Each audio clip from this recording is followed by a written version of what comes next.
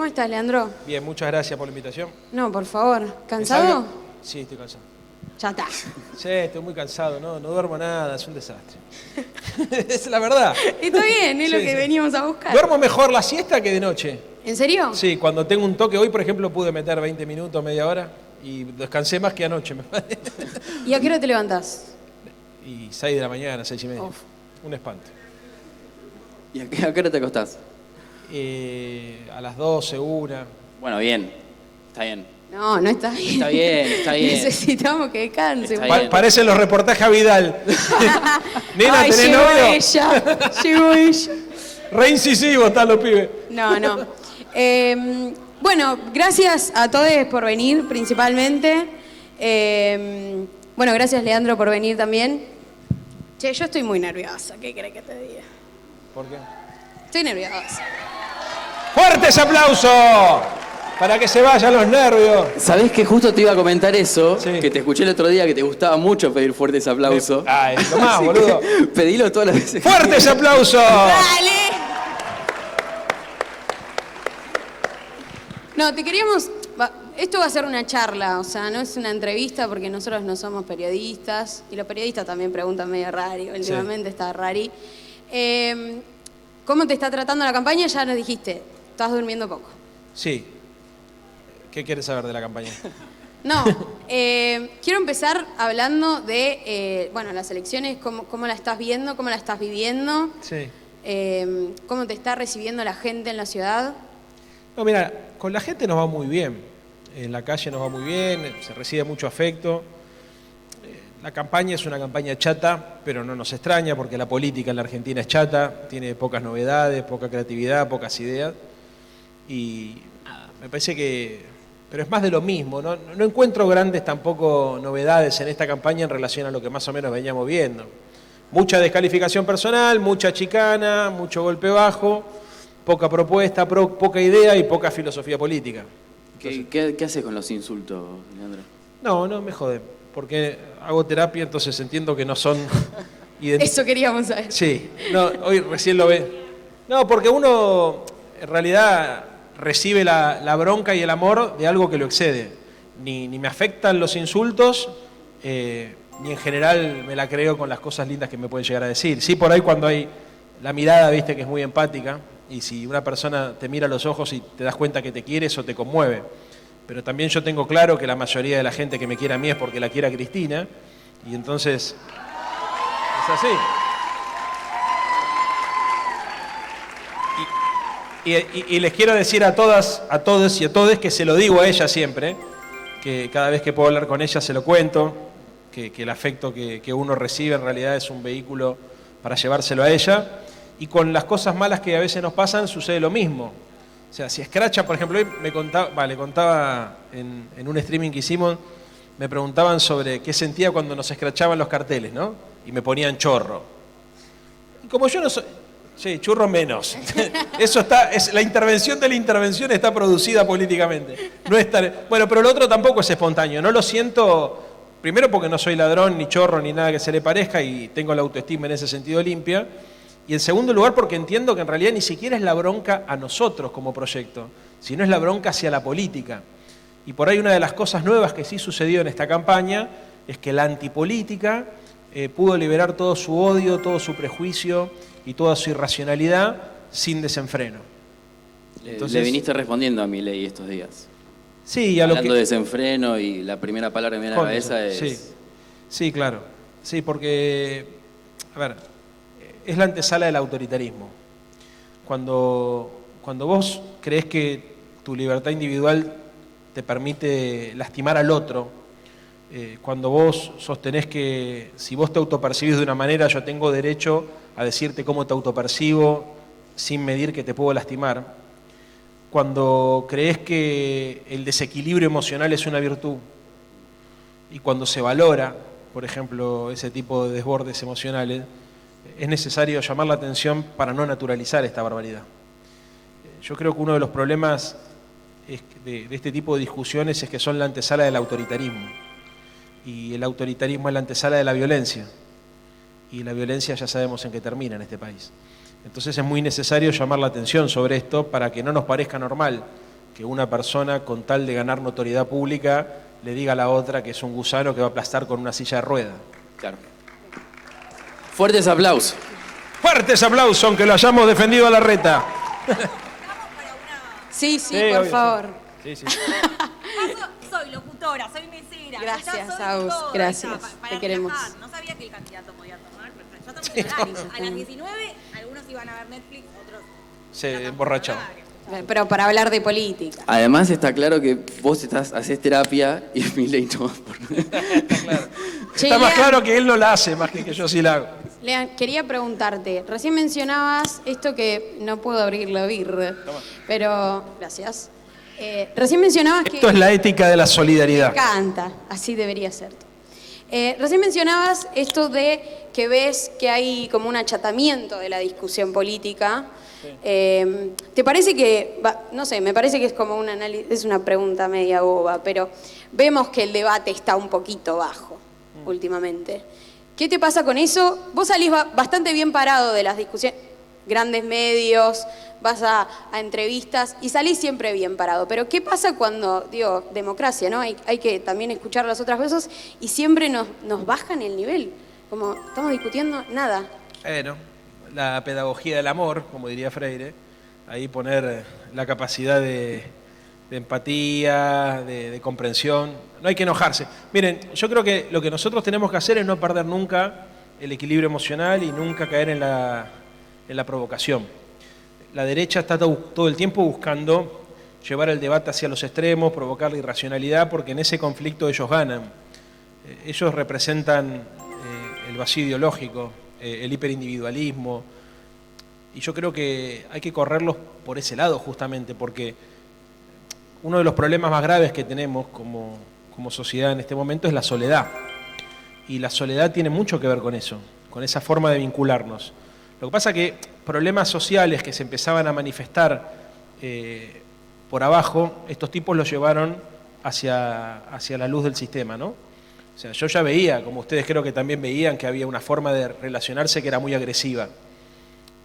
De hecho, no es casual que sean todos machos agresivos los pibes estos, ¿no es cierto? Es difícil encontrar una piba. Y esos problemas nosotros los venimos viendo hace mucho tiempo. Lo que nos llamó la atención es que se validaran mediáticamente, que pudieran circular libremente sin que a nadie le llamara la atención. Entonces, ¿cómo desarmamos eso? Y bueno, hay que ser primero muy cuidadosos en no caer incluso en la tentación de responderles como ellos nos responden a nosotros, porque también esto de poner una mejilla, poner la otra, a veces cansa. Pero estamos obligados, si nosotros queremos desarticular ese sentido común de la agresión, de la violencia, del prejuicio, necesitamos ser coherentes con nuestro sistema de valores, y para eso es muy importante la persistencia, la creatividad. Y yo siempre digo tres cosas, que son el humor, la ternura y la pasión. El humor es una herramienta súper poderosa para desarticular la agresión y para desarticular los prejuicios. La ternura te permite sensibilizar a los corazones más duros y llevar tu mensaje a esos lugares donde parece que es imposible llegar cualquier mensaje distinto. Y la pasión es lo que nos permite reivindicar la accionar colectiva. La pasión se vive solamente de manera colectiva. Uno puede ser feliz individualmente, pero no se puede apasionar solo. Y cuando uno reivindica la pasión, en definitiva está reivindicando el sentido de comunidad, la pertenencia a una comunidad.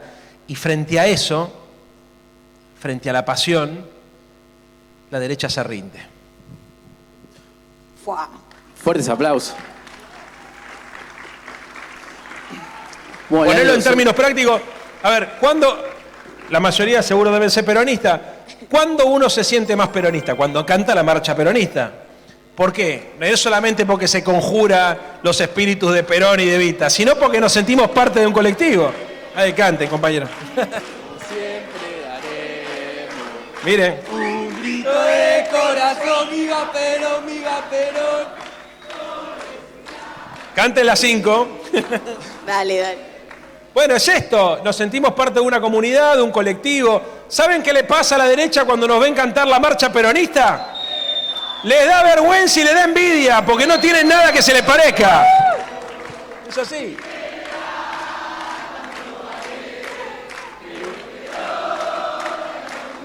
Los pusiste a cantar la marcha. Che, nos puso a cantar la marcha. Quería Era tomar una de las cerveza. cosas que- No, pero es que- así. que quería... Perón ha establecido, el pueblo entero está unido. Y grita de corazón, viva Perón, por esa Argentina. Hablando de comunidad, volvamos, chicos, volvamos. Se ponen todos. Por favor. Por favor. Hablando de comodidad, sí, comodidad también. Bueno. Pandemia. Pandemia. Pandemia nos trajo un escenario, bueno, muy complejo, no tengo que entrar en detalles, pero también pasó esto de la atomización, de quedarnos en casa, de volver hacia adentro, pero sobre todo de perder ese espacio de construcción, sobre todo de encuentro con otros, de debate, de rosquea. Bueno, de por rosqueo. eso a la derecha le fue mejor en esta etapa histórica. Por anticuarentena, decís. Y porque, no, por varios motivos. Primero porque todo esto, el repliegue hacia el individualismo, el repliegue, el temor al contagio, el temor al otro, provocan condiciones de posibilidad para que este tipo de ideas reaccionarias prendan en un sector de la sociedad. Y en segundo lugar, porque la respuesta a la cuarentena inicialmente, que fueron las medidas de cuidado, implicaban asumir que la solución del problema era colectivo. Y hay un montón de cabezas, de formas de pensar que no están preparadas para entender que cosas que te pasan a vos se resuelven de manera colectiva. Présteme atención a esto que es muy importante lo que tengo para decir. La gran batalla que tenemos con la derecha es combatir la idea que todos los problemas tienen soluciones privadas. Fíjense que ellos siempre van a tratar de decir que frente a cualquier crisis o lo resuelve el mercado o cada uno lo tiene que resolver o que el Estado se retire para dejar que el orden natural de las cosas determine cómo seguimos. Es la negación de la sociedad, es la negación del Estado, es la negación de la política. La pandemia nos pone frente a un problema, que es que por más que vos te vacunes, si no tenemos medidas de cuidado colectivo, no terminás con el virus. Y pasa lo mismo con el problema ambiental. Por eso son negadores del cambio climático. Porque el cambio climático se tiene que abordar de manera colectiva, de manera política. Vos podés contribuir a la mejora de la calidad del medio ambiente reciclando, pero no alcanza con reciclar para luchar contra el calentamiento global o para luchar contra el cambio climático. Necesitás que se apliquen políticas públicas que modifiquen estructuras. ¿Se entiende? Bueno, acá hay una clave para entender qué es lo que estamos discutiendo, porque el sentido común de la mayoría de nosotros indica que cuando vos tenés un problema te las arreglás solo. Y el sentido común indica que cuando viene alguien y te quiere ayudar, en general es porque te quiere sacar algo, te quiere cagar. Por eso es necesaria una contracultura. O construimos una contrahegemonía que ponga en crisis esa idea de sentido común, que el sujeto solo se tiene que resolver a sí mismo su propio problema y que cualquier forma de resolución colectiva implica algún tipo de sospecha, o va a ser muy difícil que nosotros no solamente ganemos elecciones en la ciudad o en cualquier centro urbano, sino que tengamos el poder popular suficiente para transformar la realidad. ¿Se entiende? O sea, para mí hay una clave acá en la interpretación de lo que estamos discutiendo que pocas veces logramos poner de relieve. Y esto marca una diferencia sustancial en relación a la solución, al diagnóstico y a las soluciones propuestas. Hay muchos análisis que dicen que, muchos análisis, ¿no? Como he escuchado a muchos referentes decir que la juventud no se está derechizando, que es como un fenómeno muy chico y que todavía no tiene la masificación que digo que pondría en riesgo algo de lo que construimos. Pero vos discutís mucho con la derecha y con esto, digo, con todo esto que comentabas. ¿Tenés algún diagnóstico de por qué pegó tanto en la juventud? ¿Por qué están tan visibles, digamos, en algún punto? En los jóvenes más que nada. Sí, en primer lugar, porque me parece que el sistema como lo conocemos genera mucha insatisfacción y genera mucho malestar. En segundo lugar, porque la política se volvió vieja. Antes de pensar en qué la acertaron ellos y qué sucedió con las redes sociales, con la comunicación y con todo esto, deberíamos pensar qué pasa con las personas que tienen una sensibilidad parecida a la nuestra. Y yo creo que acá estamos teniendo un problema en la dificultad de traducir políticamente nuestra sensibilidad. Ellos tienen una sensibilidad muy individualista o una insensibilidad que han logrado traducir políticamente y han logrado validar esas posiciones políticas a partir de una complicidad con el poder mediático.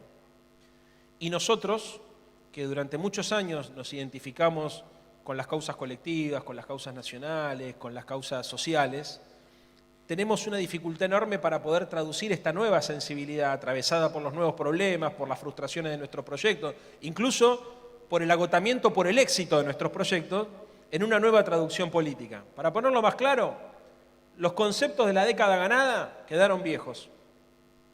Y proponer un paradigma alternativo al de estos muchachos implica, además de reciclar o de reivindicar o de repensar algunos de esos conceptos, crear banderas nuevas. O creamos banderas nuevas que sean más desafiantes, que pongan tensión intelectual a la discusión política, o lamentablemente vamos a estar siempre a la defensiva. Para pasar a la ofensiva política, nosotros además de recuperar la autoestima, además de recuperar la pasión y además de recuperar la confianza y la fe en nosotros mismos, tenemos que descifrar cuáles son los contenidos políticos que tienen que ser parte de nuestro programa político. No alcanza con decir la justicia social, la independencia económica y la soberanía política. Eso te orienta, pero no te determina. Vos para construir un punto de quiebra en relación a otras sensibilidades, tenés que poder formular posiciones políticas que no todo el mundo pueda asumir como propias. Y ahí tenemos una dificultad. ¿Por qué? Entre otras cosas, porque nos hemos vuelto políticamente correctos y ellos, a partir del avance del feminismo y de lo que significó el feminismo, digamos, como corriente cultural en los últimos 5 años, empezaron a construir un punto de referencia ideológico-cultural como contracar ese proceso. Entonces empezaron a plantear, por ejemplo, que ellos son antiprogresistas, que el discurso o la ideología de género es un discurso autoritario que lo que trata de hacer es obligar a la gente a pensar de una manera distinta, que va contra el orden natural. Y cuando vos planteás, por ejemplo, que el Estado tiene que cumplir un papel para nivelar las desigualdades sociales y para compensarlas, te dicen que sos comunista. Al principio todos hacíamos un consumo irónico de esto, porque decíamos, estos chabones la están flayando, sí. Es cualquiera. Sí. Después nos empezamos a dar cuenta que como a la derecha más reaccionaria y conservadora, al poder real, le servía, porque corría a la derecha toda la sociedad, entonces le daban oxígeno, lo que al principio parecía una discusión de nicho, se empezó a convertir, digamos, en un tema más concreto, no era tan de nicho. ¿Cómo combatir esto y cómo enfrentar esto? Bueno, con más creatividad, con más decisión y fundamentalmente para mí la clave de todo esto es poner en el centro de discusión la sensibilidad. El verbo sentir es un verbo que nosotros usamos poco y ellos, digamos, no tienen que decir frente a la sensibilidad. Como los que les contaba recién, lo de la marcha peronista o lo de la idea de la pasión, la idea de la pertenencia a un proyecto colectivo, a ellos les da vergüenza porque no tienen algo parecido a eso y además no saben cómo reaccionar. Entonces ahí nosotros tenemos algo muy poderoso que tenemos que lograr descifrar. Descifrar para poder generar también un punto de acumulación que haga que pibas y pibes que nunca militaron en política confíen en nuestro sistema de ideas para tratar de cambiar la realidad en el sentido que nosotros la queremos cambiar. Y bueno, la sensibilidad, la empatía, la capacidad. Miren, la amistad. Digamos, quien no crea en la amistad en la política es un traidor. Y quien no entienda que la amistad es la etapa superior de la solidaridad y que la amistad tiene que ser necesariamente una bandera política, digamos, no va a entender cómo hacer para confrontar contra estas ideas que lo que buscan es que la gente se preocupe solamente por sí misma. Me encanta. Un saludo a mis amigos que están ahí. No, increíble todo. No parás de tirar línea. Quería ir a la militancia y me voy a poner un poco personal. Quiero hablar de tu adolescencia, de tu militancia de la adolescencia, de qué fue lo que te motivó a levantar banderas, qué te convocó, digamos, a poder decirle al mundo que vos eras un militante, porque me parece que estamos como en una crisis bastante importante, y que lo que nos falta es eso, como una motivación, como poder, tener el orgullo y la confianza de creer en un proyecto. Pero digo, ¿cómo fue tu recorrido en ese mundo? ¿Cómo iniciaste? ¿Cómo te empoderaste, si se quiere, de alguna forma? Mira, uno cuando empieza a militar, en realidad decide 2 veces que va a militar. La primera vez es cuando entra a una básica o a un centro cultural o a un comité y no sabe con lo que se va a encontrar o tiene una idea de lo que se va a encontrar que en general suele ser distinta a la realidad. Y la segunda oportunidad es cuando vos, sabiendo de lo que se trata, decidís quedarte. Yo la primera vez que decidí hacer política, decidí sumarme al proyecto Alfonsín, porque Raúl era la contracara de la muerte. Era muy fuerte el contraste entre la dictadura y el alfonsinismo. El alfonsinismo era un proyecto cultural como lo fue el kirchnerismo en el 2010, a partir de la muerte de Néstor, porque lo tomaron los pibes, lo tomó la cultura, se vivía en las plazas, era una mística, era una cultura, era mucho más que la adhesión a un proyecto político o a una figura. Y cuando fui más grande, me pasó algo que creo que nos pasa a muchos, que es que frente al vacío existencial, de no saber para qué carajo vivimos y de sentir que uno tiene que hacer cosas más importantes que juntar guita o dedicarse a acumular bienes materiales, le encontré un sentido de trascendencia a mi vida a partir de la participación en un proyecto político que tenía como objetivo transformar el mundo. Y no estoy tirando una consigna berreta, porque muchas veces se utiliza la idea de transformar el mundo como una quimera. Sí, sí. ¿Viste? Te dice, vos querés cambiar el mundo, es increíble lo que pasa a veces, ¿no? Porque confundimos quimera con utopía. La quimera desmoviliza, es el planteo de esos objetivos que por tan imposibles, improbables, terminan siendo desmovilizadores. Pero las utopías son las ideas que te orientan y que te permiten caminar. Y quienes creemos en la política y creemos en la gente, creemos que el mundo no solamente necesita ser cambiado, sino que puede ser cambiado. Lo que pasa es que uno tiene que ser parte de un proyecto colectivo, porque la vida biológica no alcanza para transformar el mundo. Si asumís como desafío personal ser parte de un proyecto que tiene como objetivo cambiar el mundo, tenés que ser parte de un proyecto colectivo. Y es ahí donde decidís ceder parte de tu libertad individual, porque quien forma parte de una organización política pierde parte de su libertad individual, para ganar en términos de libertad colectiva y en capacidad de influencia sobre la realidad. Entonces, ¿por qué he decidido seguir militando? Porque creo que el mundo se tiene que cambiar y que se puede cambiar. Y porque creo que la vida tiene sentido solamente si hago cosas con mis amigos, tratando de cambiar el mundo. Hay una mirada también lúdica en todo esto, ¿no? De tratar el juego en términos de la experiencia colectiva, de compartir cosas con una propuesta que excede el hecho de ganar, el disfrute en el poder avanzar en esa dirección. Leandro, la verdad que me alegra muchísimo que digas estas cosas y que le hables a los jóvenes que están acá de esta forma, porque nadie quiere que venga el candidato a diputado del Frente de Todos por la Ciudad de Buenos Aires a decirnos Esquere y a Nashi y esas cosas. Eso le decía a Valdés, que me decía, andá a decir Esquere. Bueno, no. De ninguna manera. No.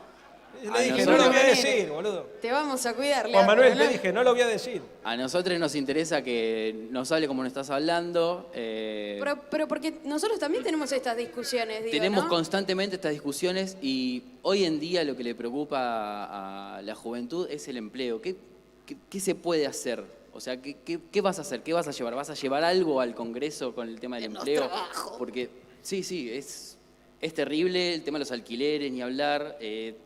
Perdón que me meta ya en algo más No, más pero está puntual. bien, porque si queremos cambiar el mundo tenemos que crear empleo. Si no hay empleo, Sí, claro. Necesitamos plata en el 50% de bolsillo. la juventud en la Ciudad de Buenos Aires no tiene laburo.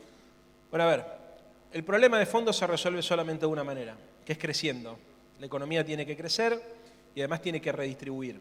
Con lo cual, aunque suene antiguo lo que voy a decir, tenemos que volver a poner en el centro de la discusión la idea de desarrollo. La idea de desarrollo se tiene que complementar con las nuevas realidades, con la necesidad de incluir la ciencia y la tecnología en ese modelo de desarrollo, se tiene que incluir la idea del diseño, se tiene que incluir la idea de lo ambientalmente sustentable, pero el modelo de desarrollo, que es una discusión que en la Argentina lleva 70 años, es lo que tiene que determinar de qué manera el Estado va a intervenir para generar riqueza y para redistribuir esa riqueza.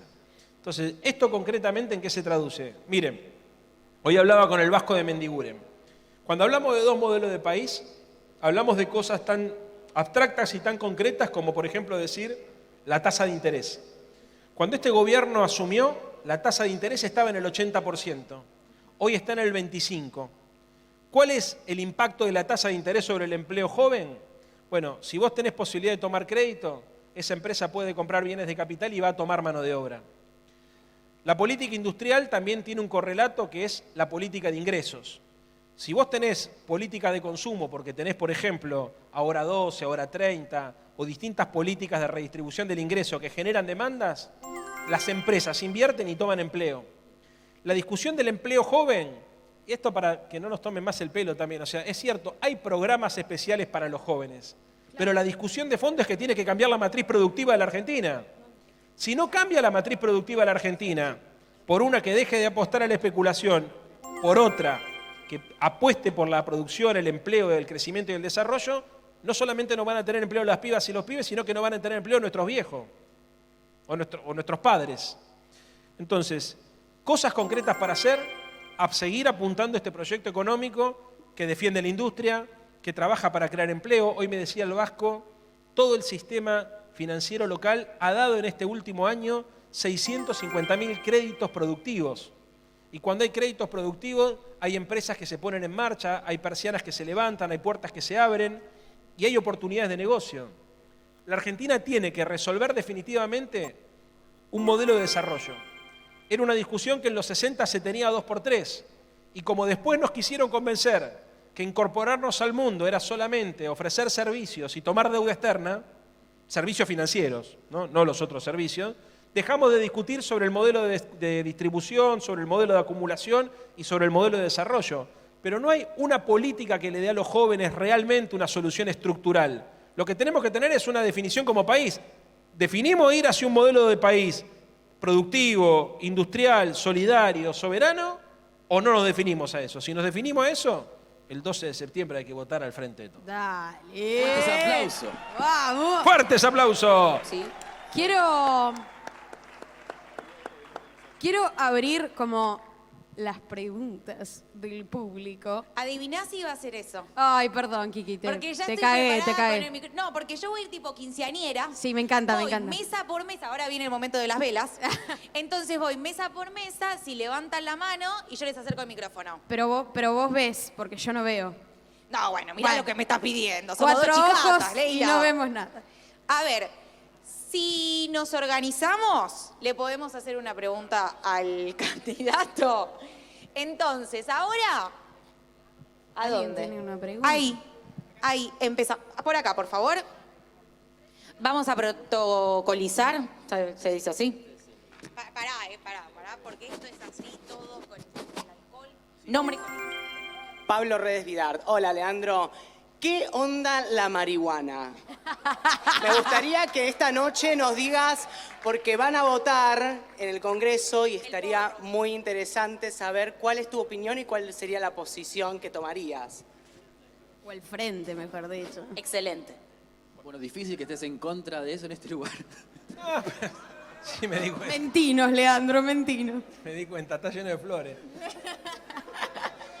Mire, dos cosas. Primero, creo que la discusión sobre la despenalización del consumo y el cultivo es una discusión que a ningún liberal le puede ser esquiva, salvo a los liberales argentinos que no son liberales, son conservadores. Claro, dale. Claro que sí. Que no se apropien. Escúchame. Entonces, ¿qué es lo que pensamos? Nosotros somos liberales en lo político, pero heterodoxos e intervencionistas en lo económico. O sea, nosotros creemos en las libertades individuales, creemos en los derechos políticos, y como dice la Constitución Nacional, las acciones privadas de los hombres quedan exentas a la autoridad de los magistrados.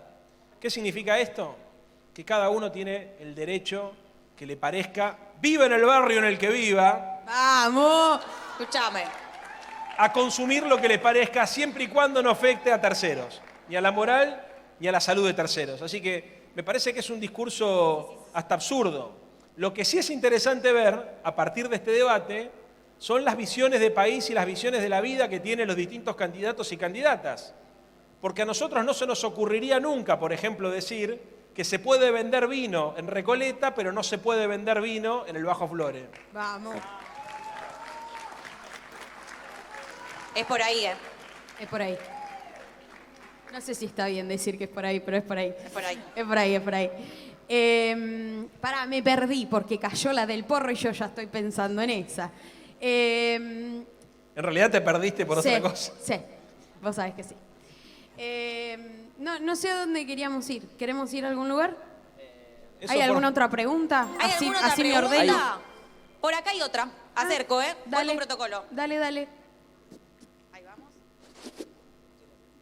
Buenas, mi nombre es Andy Gruppi y quería preguntar, específicamente considerando cómo los medios suelen llevar todo el tema de la información y demás, ¿cómo se puede plantear la discusión sin, cualquier discusión política, digamos, sin terminar en la típica banalidad que tienen los periodistas de los medios hegemónicos, por así decirlo?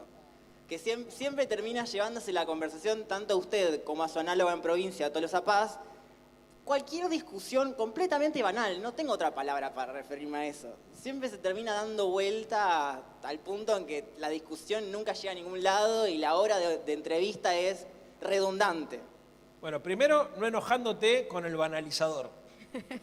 Entendiendo que el banalizador es víctima, no es victimario. Porque no se dan cuenta, no es que hay un sistema perverso que trata de pelotudear a la gente o de embrutecerla. Lo que pasa es que después de muchos años de que tal vez se haya iniciado de esa manera, hoy estamos viendo los resultados, ¿no es cierto? ¿Qué significa esto? En general, la cultura perdió terreno en relación a otras formas de expresión del espíritu.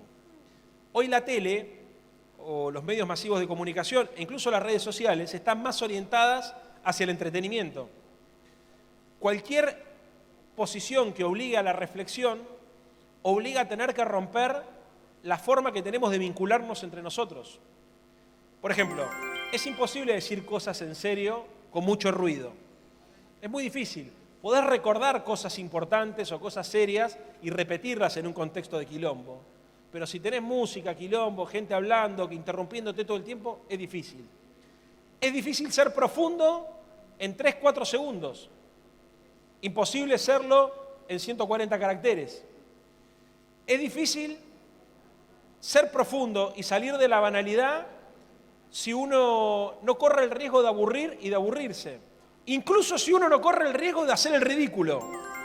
Porque uno de los problemas que tenemos para pensar en serio es que estamos tan condicionados por el juicio del otro que corremos el riesgo de autolimitarnos por el solo hecho de evitar la posibilidad de hacer el ridículo. Entonces, vos de repente, esto que estoy haciendo yo ahora en general no se hace en la televisión, que es improvisar. Si vos improvisás, corres el riesgo de decir una pelotudez y el sistema caería implacablemente contra vos para hacerte bullying, para joderte, para darle de comer a la industria del entretenimiento. O sea, es el capitalismo llevado a su estado más crudo. Entonces, es eso. La única forma de ser profundos es asumiendo el costo de ser profundos.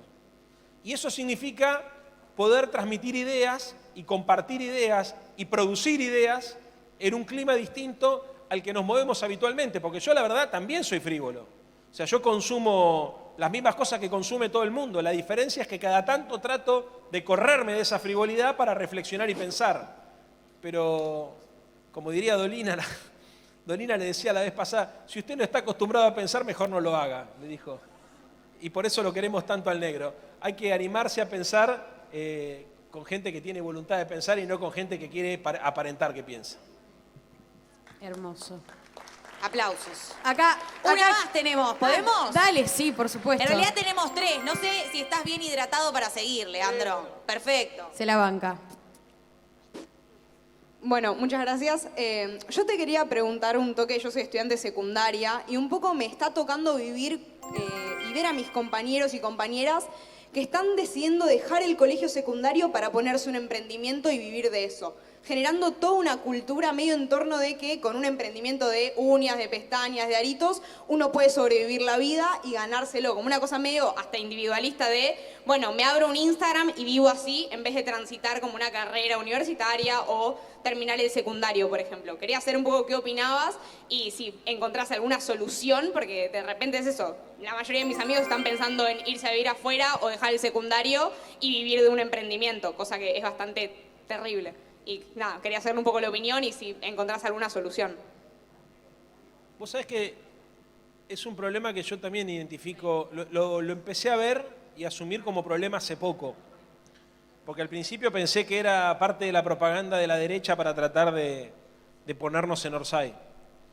Pero después me empecé a dar cuenta que efectivamente estaba pasando algo, que creo que con la pandemia se potenció mucho, que hace que los pibes y las pibas empiecen a tomar esto como alternativa. Bueno, hay varias cosas.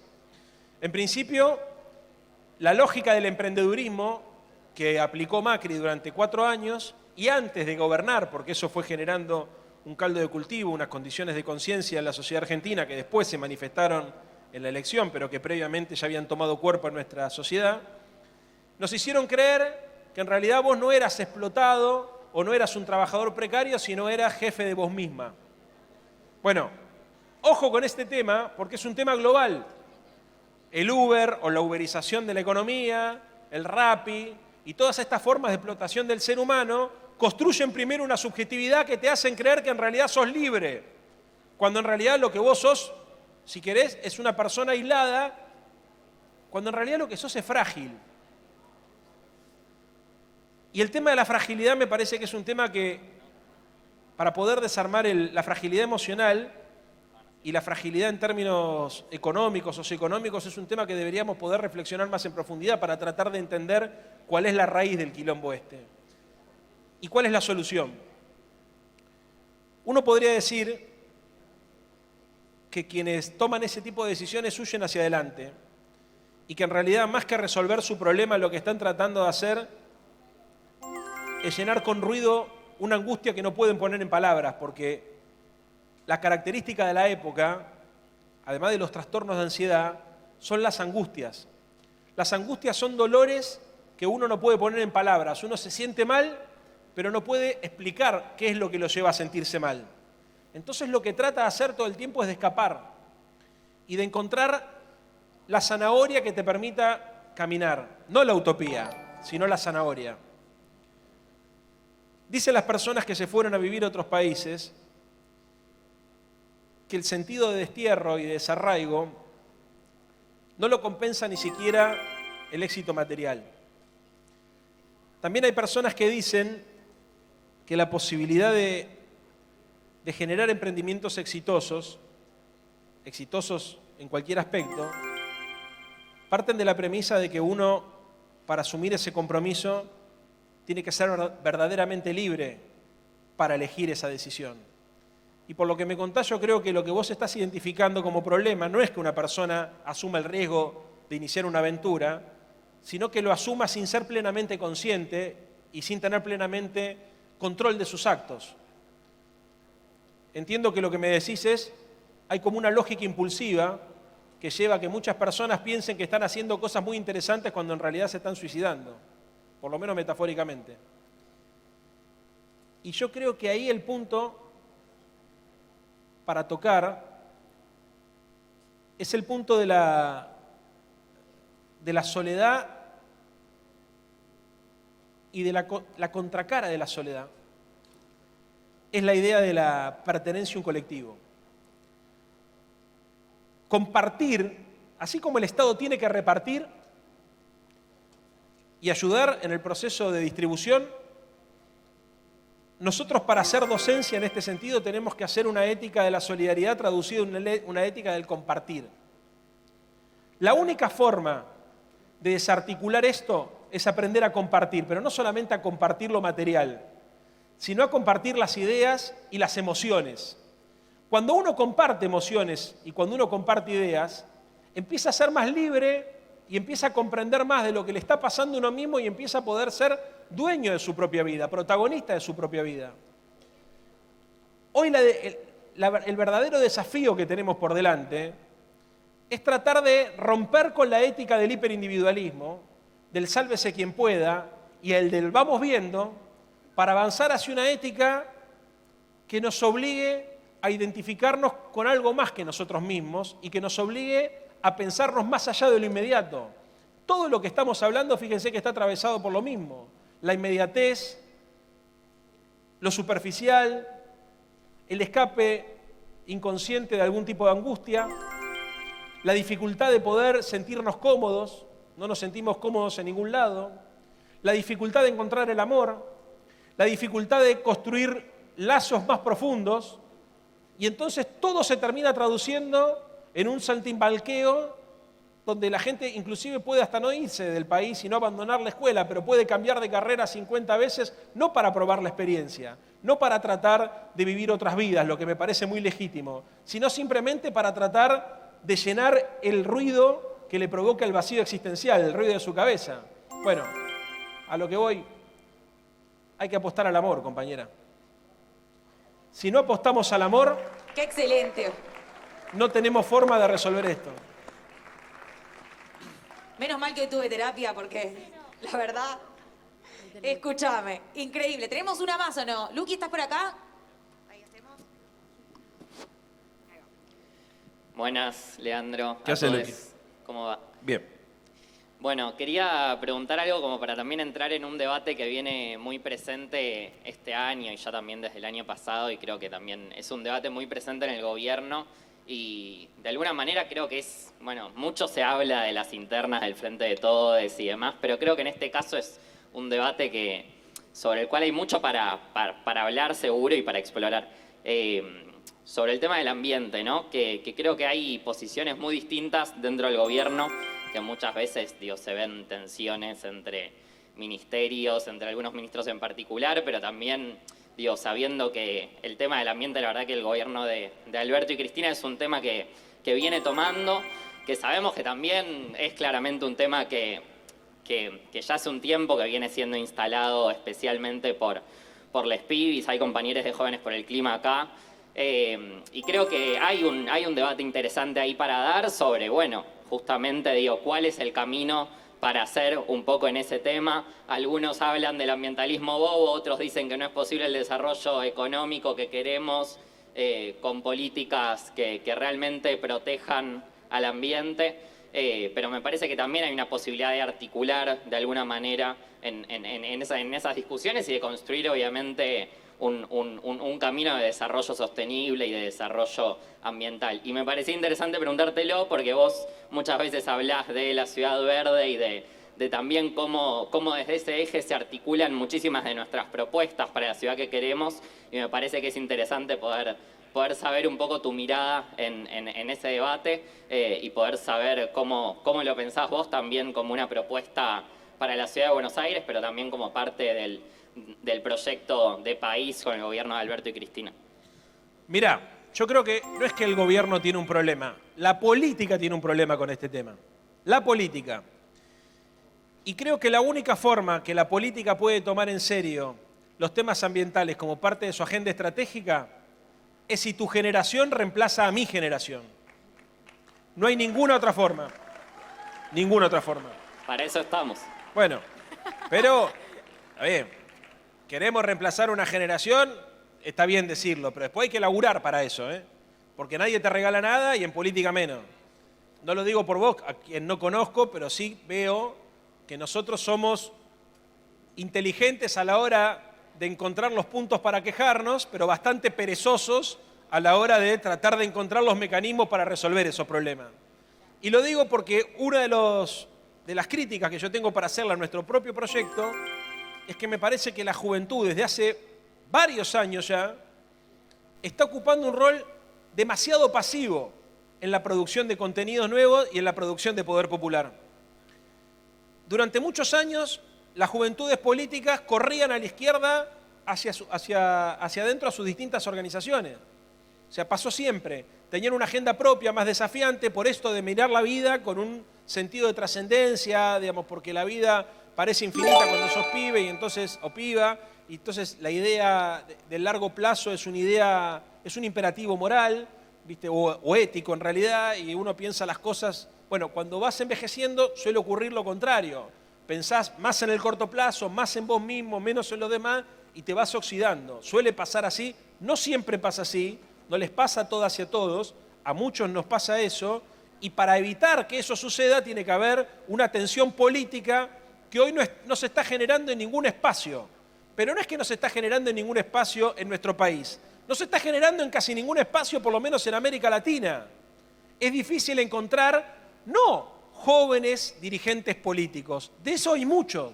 Es difícil encontrar nuevos movimientos culturales que le pongan a la política contenido, dinámica, música, color, digamos, que le pongan novedad. Lo último que pasó en esa dirección fue el feminismo. Y la verdad es que el feminismo debería... Sí, pero viene un palo también. Pero a ver, ojo con esto, porque el feminismo debería contagiar hacia otros sectores de la política y contagiar otras agendas. Si nosotros pudiéramos hacer con el ambientalismo lo que logramos hacer con el feminismo, y si nosotros pudiéramos hacer con la discusión ética de la democracia lo que hicimos con el feminismo, la dinámica transformadora nuestra sería imparable y entonces sería inevitable que se reemplacen las ideas, que se reemplacen los elencos gubernamentales. Pero eso no estaría sucediendo hoy.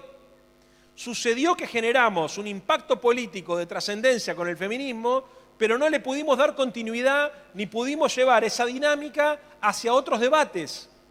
Por eso les vengo diciendo desde hace mucho tiempo a muchas compañeras y muchos compañeros jóvenes que la primera definición que tenemos que tomar es si de verdad queremos transformar el mundo y queremos tomar el poder o si solamente nos conformamos con decir que somos moralmente superiores porque nos comprometemos políticamente desde un lugar de pretendida jactancia intelectual que en realidad lo que hace es alejarnos de los objetivos por los cuales decimos pelear. Muy bien. Dale. ¿Va? ¿Tenemos? ¿Ahí se me escucha bien? ¿No? Todavía no me van a avisar, porque además estamos en vivo, está acá todo, pero nivel de todo. Pero por favor. Pero tenemos ¿puedo hacer una pregunta más? ¿El público? Acá. ¿El sí o no? ¿Sí o no? Sí. No te pongas la gorra. Sí. Sí, pregunte. ¿Puedo hacer yo? Sí, ¿Puedo sí. hacer yo? Vamos con una de Twitch, por ejemplo. Ah, dale, Tenemos Fede. una acá de Twitch. Brujinda en el chat nos pregunta por el tema de los espacios culturales en Cava y que si van a quedar todos de la Juan B. Justo para arriba o de la Juan B. Justo para abajo. Bueno, le voy a decir lo que todos sabemos, pero nadie se anima a decir. Sí. Hay que ganar la ciudad de Buenos Aires. ¡Dale! Corta. Hay que ganar la ciudad de Buenos Aires corta. Sí, no hay otra forma de dar vuelta a esto si no es ganando la ciudad de Buenos Aires. Me gusta que te pongan en plan 2023 porque en mi cabeza dieron vuelta un montón de preguntas para hacerte y todas terminaban en el 2023 siempre. No, pero no lo digo por mí. Nos tenemos que... A ver, un candidato no puede ganar la ciudad de Buenos Aires, ¿eh? No vamos a encontrar ni candidata ni candidato que porque tenga destrezas televisivas o destrezas argumentales convenza a un sector de la población que no cree en nosotros. No va a suceder eso.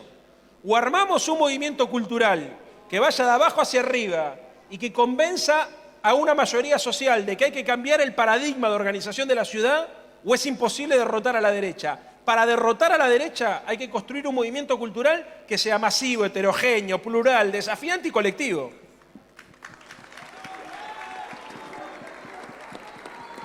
Listo, corta.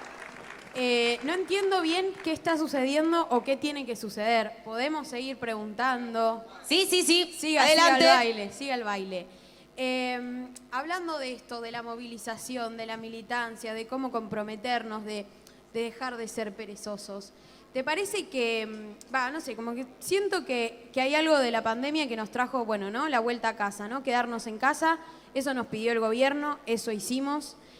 Fuimos chivo expiatorio de muchas críticas también, ¿no? Como los pibes haciendo esto, que la fiesta clandestina, aquí qué sé yo. Y ahora nos están viniendo a buscar porque saben que estamos un poco en la B y porque necesitan nuestro voto porque es el que menos definido está. ¿Qué pasa cuando el Estado, o el gobierno nacional, mejor dicho, como tiene que romper un poco la barrera de decir, bueno, está bien, nosotros estamos haciendo lo que nos dijeron, nos quedamos en casa, estamos con nuestras inquietudes, venimos acá a esta actividad a preguntarle a Santoro, ¿qué hay del otro lado, del lado del gobierno nacional, para convocarnos a un proyecto de transformación? Digo, nosotros nos hacemos cargo de nuestra desmovilización, si se quiere, pero del otro lado, ¿hay una autocrítica ahí? Sí, pero yo no hablo por el gobierno. No, no está bien. No, pues es importante eso. No hablo por el gobierno por dos motivos. Primero, porque no soy parte del gobierno, soy parte del proyecto político del gobierno. Y en segundo lugar, porque yo no me siento tan distinto de vos. Eso, yo no me siento un tipo poderoso, ni un tipo influyente. No, además no me siento. Porque hay mucha gente que no lo es, pero se cree. No es mi caso. Entonces, yo tengo la misma preocupación que vos. Yo no busco el voto joven porque quiero ser diputado. Yo estoy preocupado por tratar de convencer a las chicas y a los chicos que la política es importante, sirve, es útil y además, casi te diría, es una obligación ética. O sea, yo estoy preocupado porque las ideas que circulan en nuestra sociedad son ideas que creo que van a producir una sociedad insolidaria. Entonces creo que hay que sembrar otras ideas. A mí no me interesa tanto que me voten como que piensen y que piensen por sí mismos. Si yo puedo provocar el debate político y contribuir a la reflexión política individual y colectiva, yo me siento realizado. Entonces, recién vengo de un evento también que organizaban las chicas de la JP Vita y me pidieron que hable, había como una batalla de gallos, ¿no? Entonces, le dije que no iba a hablar y no hablé, digo, porque los pibes que vinieron acá no me vinieron a escuchar a mí, vinieron a escuchar la competencia, rapero, qué sé yo, si yo me... Hola, soy el candidato, que soy lo que puteé cuando era pibe. Claro, total. ¿No? Bueno, entonces, acá lo mismo, o sea, yo no siento que los tengo que convencer, a los que están acá ninguno, lo siento mis compañeras y mis compañeros, total. Realmente es así. Sí, sí. Bueno, y entre todos tenemos que pensar cómo hacemos para que las pibas y los pibes que no son militantes políticos, primero se acerquen a la política, después crean en la gente y por último que piensen que lo colectivo es más importante que lo individual. Te estamos sacando muchas declaraciones hermosas. Todo. Toda. Uy, a ese retumba. Leandro, te vamos a conectar un ratito ¿A qué? a un móvil. C5N. C5N. Acá en vivo. Acá en Artista vivo. exclusivo de C5N. Acá, adelante. No, pero pará, quédate acá que te vienen a conectar. ¿Viene para acá? Viene acá. Esto es así, performático. Ahí está. Ahí va. Todo Estamos en comodidad. vivo. Todo en vivo, todo en vivo. Tu mejor perfil.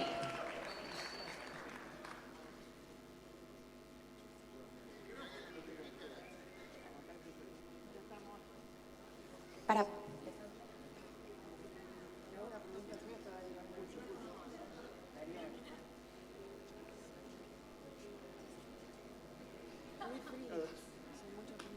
Dicen, aguantamos un toque que ya venimos, se está despidiendo los invitados y ya vienen. Esto es en vivo.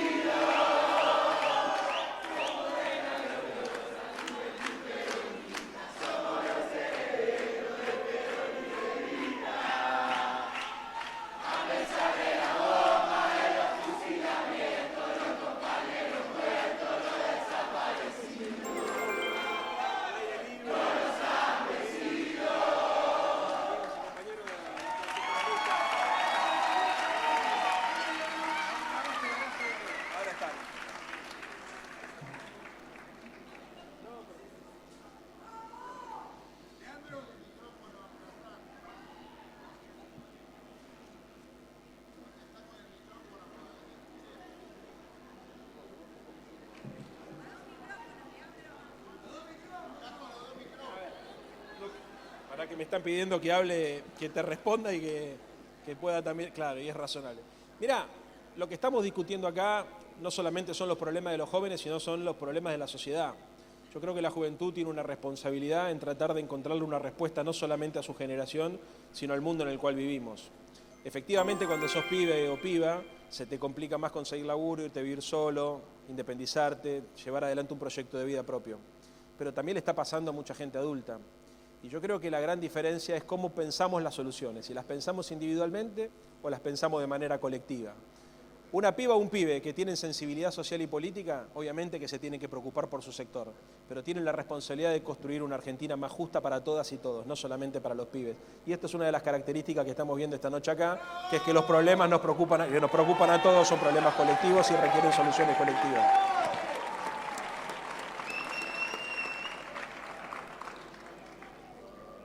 Sí.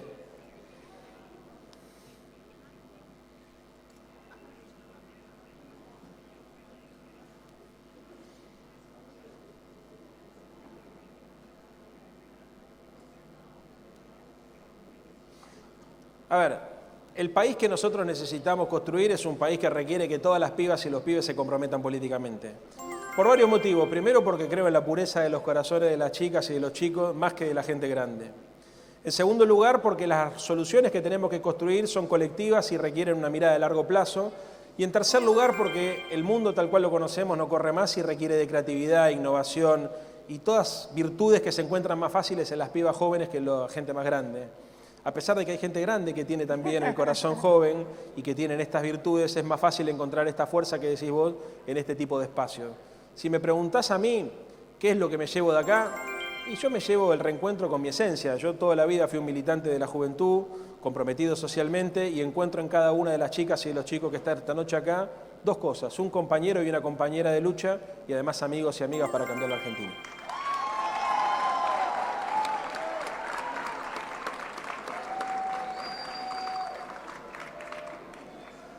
Me preguntan qué me piden acá. ¿Qué?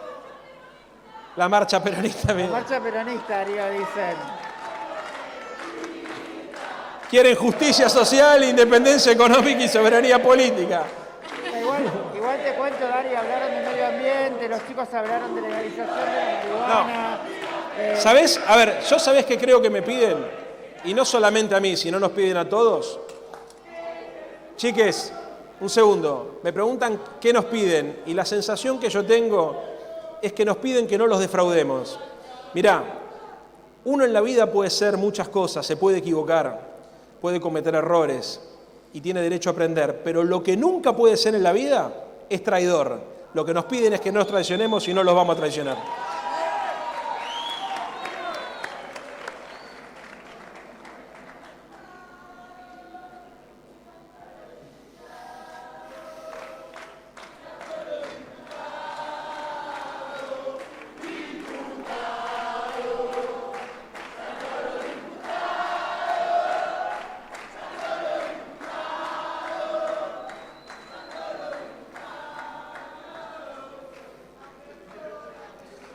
La vida que queremos es una vida más justa, más igualitaria, que atienda los problemas de la gente, los problemas del medio ambiente. La vida que queremos se piensa sobre la necesidad de recrear la producción, el trabajo, el consumo, pero fundamentalmente, pero es así, pero no, se había cortado. Te decía que la vida que queremos es la vida, pero es increíble esto. Porque la vida que queremos en principio es así, es difícil, pero hay que buscarla, hay que pelearla, no te la regala nadie. Lo que tenemos claro es que vamos a pelear por esa vida que implica las tres banderas que los compañeros y las compañeras suelen levantar acá: la justicia social, la independencia económica, la soberanía política, la democracia con contenido social, la patria es el otro, viva Perón, viva Cristina, viva Irigoyen, y nos vemos porque acá no se puede seguir. Abrazo grande a todos. Gracias, Leo, gracias. Le arruinaban la nota.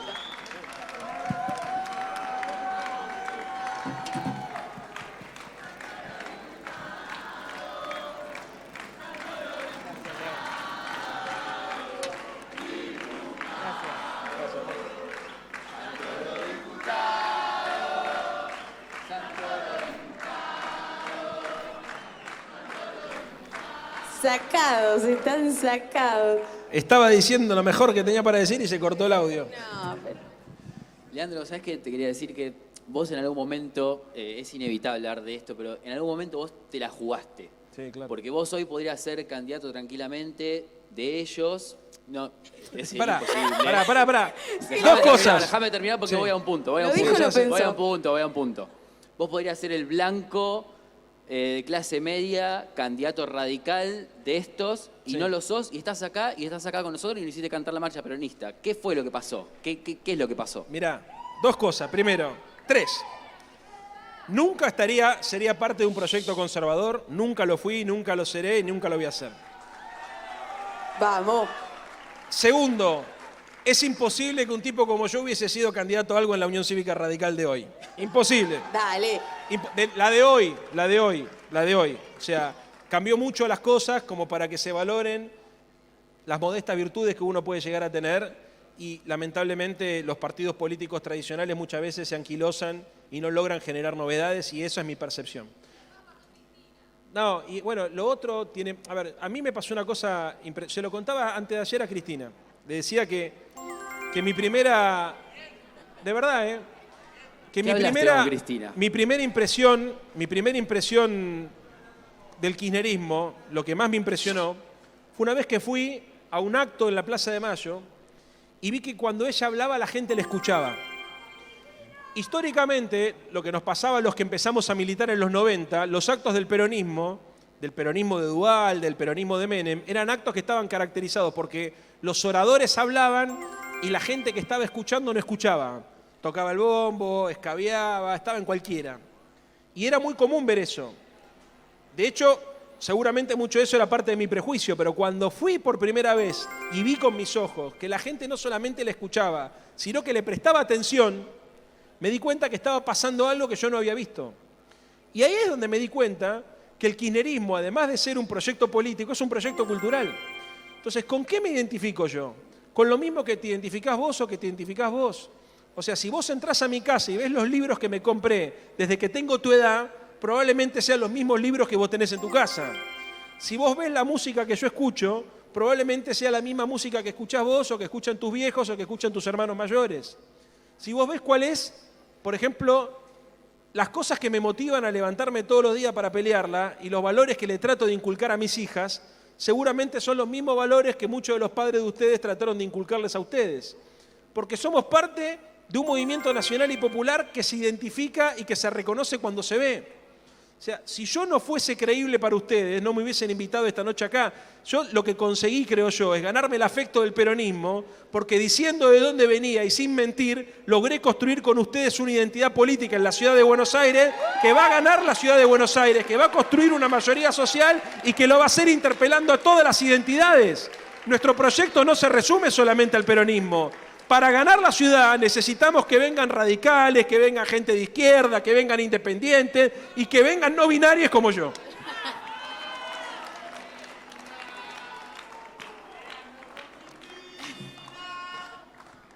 A mí me preocupa cuánto tiempo tenemos, como que no entiendo si ya tengo que ir cerrando, preparé una repregunta, o sea, que como quiero saber si la tiro ahora o no, le Tire nomás. sigue el baile. Podemos pasar un poco a la oposición. Quiero saber tu diagnóstico. La pregunta, sí, te la tiro. ¿Qué opinás del cambio de domicilio de Vidal? Creo que el cambio de domicilio de Vidal es peor que el de Santilli. Ok. ¿Por qué? Primero porque no tenés más honor en tu vida que representar a tu pueblo. Si sos gobernador o gobernador de una ciudad o de un pueblo, de una provincia como la provincia de Buenos Aires, es muy difícil volver de eso. Me parece que es una traición a la gente que confía en vos. En segundo lugar, lo loco de toda esta historia es que llevaron el vicejefe de la ciudad a la provincia y la gobernadora de la provincia a la ciudad en nombre de la República. Lo hicieron diciendo que luchaban contra el autoritarismo antirrepublicano del kirchnerismo, no percatándose que ese tipo de maniobras, lejos de ser republicana, expresan lo peor de la política, que es la idea de que el pragmatismo todo lo justifica.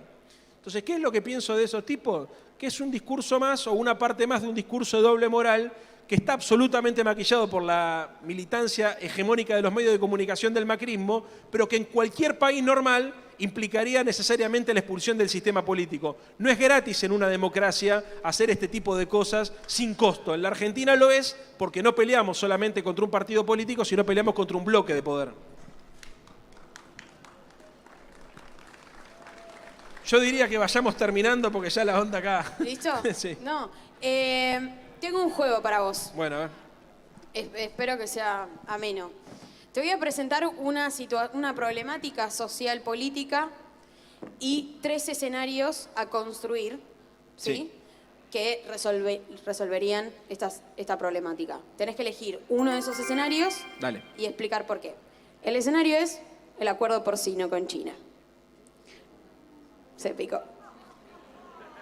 El primer escenario, Leandro Santoro ve que la cosa está difícil y apuesta a una construcción de base, que las militancias ambientalistas, les expertes, las juventudes presionen tanto, se movilicen y se organicen, cosa de generar un costo político tamaño que el gobierno nacional tenga que ir para atrás con el acuerdo porcino. Segundo escenario, Leandro Santoro ve que el acuerdo porcino va a suceder y elige fingir un poco de demencia hasta que salga el acuerdo y como es muy buen orador, va a tener los argumentos necesarios para convencernos de que esa fue la mejor decisión. Tercer escenario, Leandro Santoro agarra viaje, arma una mesa redonda con los inversores chinos, los gobernadores, los productores, los jóvenes ambientalistas, la militancia, y se mete en un búnker hasta que no salga el mejor acuerdo posible, no se desarma esa mesa. ¿Qué escenario elegís? Mirá, voy a decir lo que no conviene decir, pero es la realidad. Pablo Lescano dice, no te creas tan importante. Buena. De verdad, lo más probable es que yo frente a esa situación no tenga el poder de decisión ni de influencia para poder redireccionar cualquiera sea la decisión de ese acuerdo. Eso es lo más probable. ¿Por qué? Porque a determinadas mesas no se sientan los diputados, se sientan los líderes políticos y sociales, y yo no lo soy. ¿Qué trataría de hacer en mi condición de diputado, que no tiene el estatus de líder político y social? Tratar de aportarle racionalidad y hacer que los sectores dialoguen. Y siempre trataría primero de informarme, porque la verdad es que lo del acuerdo porcino lo conozco por afuera, superficialmente, no tengo todos los elementos suficientes como para poder formar mi propio juicio, pero siempre trataría de pelear para que lo que nosotros consideramos que es lo justo en este caso sea lo que se imponga. Y acá hay que tener en cuenta el cuidado del ambiente y las necesidades socioeconómicas de la Argentina, porque no lo tengo tan claro con el acuerdo porcino, pero sí lo tengo un poco más claro con la minería. Muchas veces nosotros decimos, bueno, cualquier forma de minería es igual y son todas malas. Y yo no creo en eso, porque si creyera eso no estaría hablando por este micrófono que utiliza minerales que son producto de la minería. Lo que nosotros tenemos que tratar es que la minería sea ambientalmente sustentable y que haya condiciones de regulación estatal que garanticen, a partir de un Estado presente, que las regalías de la minería vuelvan a la Argentina, ¿no es cierto? Y en lo posible también que se le agregue valor a esos productos. Pero no iría por la fácil de decir cualquier forma de minería es perjudicial para el ambiente, entonces no conviene. ¿Por qué? Porque las discusiones ambientales se cruzan necesariamente con las discusiones socioeconómicas. Son los países industriales los que tienen más responsabilidad de reponer parte del daño que le hicieron al ambiente, e incluso son los países centrales los que tienen que compensar económicamente a los países periféricos para garantizar que las normas de cuidado ambiental se puedan llevar adelante. De hecho, una de las cosas que estamos hablando hoy es el cambio de ambiente por deuda. ¿Qué significa? Si nosotros, por ejemplo, para preservar el medio ambiente en la Argentina, porque lo necesita el mundo, ponemos el caso, no sé, de las selvas o de cualquier espacio que se necesite preservar, dejamos de generar, dejamos de producir y dejamos de industrializar los recursos naturales, sería razonable que el mundo nos compense económicamente, porque lo haríamos no solamente por la salud ambiental de nuestro país, sino por la salud ambiental del planeta. Es lo que están planteando, por ejemplo, los brasileros con el Amazonas. Le piden a los brasileros que no desmonten el Amazonas y los brasileros están diciendo, si nosotros no desmontamos el Amazonas porque lo necesita el mundo, que el mundo nos compense económica, que el mundo central y industrializado nos compense. Creo que esa es una discusión que tenemos que dar, porque obviamente lo socioeconómico determina muchísimo nuestra libertad. Perfecto. Tal cual. Bueno, gracias, muchísimas gracias, Leandro, por venir. Gracias, Sofe, gracias, Juanma, gracias, Lu. Esto estuvo espectacular. Paso La a verdad buscar, que- me voy a sumar. Me voy a Vení. sumar para cerrar. Adelante. Vení, Porque sí. ahora queda la foto final, foto por mesa, las 15 velas. Ay. Es un quinceañero. Tenés que ir Escúchame. mesa por mesa sacando una foto con todos. Lo hago. ¿Está? Sí, por supuesto. Mientras nos vamos organizando, que los voy a invitar a todos a que se sienten y se acomoden, por favor, el protocolo, los 4 por mesa, todo lo que ya dijimos, para que se acomoden para salir en la foto final, le voy a hacer una pregunta yo a Leandro. Dale, sí, obvio. ¿Puedo? Más vale. No sé, si me es de- dejan. es de todo este espacio. Es de todo eso, ¿no? Porque ahí en la pantalla que dice Bardo, ¿o no? Bardo. Bardo con Santoro. Leandro, ¿para vos qué es el bardo? Porque bardo para mí fue verte agitando contra los bosteros, por ejemplo. Eso para mí fue bardo. Eso es Porque a lindo, mí bardo. todo lo que es agitar contra los bosteros me gusta. Porque soy gallina. ¿Para vos qué es el bardo? Bueno. Discretita. No, el bardo es el rock. El bardo es el rock and roll. O sea, cuando yo me sentí más libre, cuando voy a ver a Los Redondos, cuando voy a ver al Indio. Como para no. Y el bardo, a ver, ¿sabés qué es el bardo? Es cuando uno puede poner al cuerpo y a la mente en la misma frecuencia, ¿no? Cuando vos pones al cuerpo y a la mente en la misma frecuencia, hagas lo que hagas, estás haciendo bardo. Viva Perón. Viva Perón, y hagamos un poquito de bardo también, ¿o no? Porque lo necesitamos. Poner al cuerpo y a la mente en la misma frecuencia Sí, tal después de cual. todo este tiempo.